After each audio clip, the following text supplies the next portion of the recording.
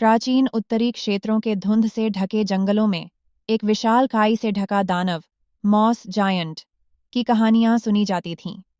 उसका नाम एल्ड्रिथ था, जो एक विशालकाय संरक्षक था जिसने इस भूमि पर समय की शुरुआत से ही पहरा दिया था। वह सबसे पुराने पेड़ों से भी पुराना था।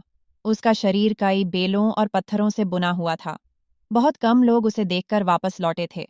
उसकी उपस्थिति को आशीर्वाद और अभिशाप दोनों माना जाता था, क्योंकि वह भूमि की रक्षा करता था, लेकिन जो कोई भी नुकसान पहुंचाने आता, उसे कठोरता से रोकता था।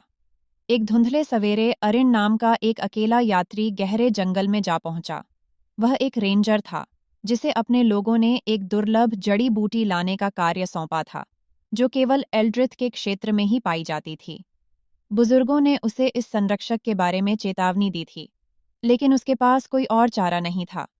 वह जड़ी बूटी उसके गांव में फैल रही एक घातक बीमारी को ठीक करने के लिए आवश्यक थी।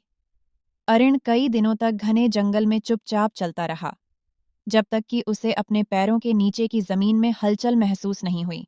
हवा भारी हो गई और जंगल में एक अस्वाभाविक सन्नाटा छा गया।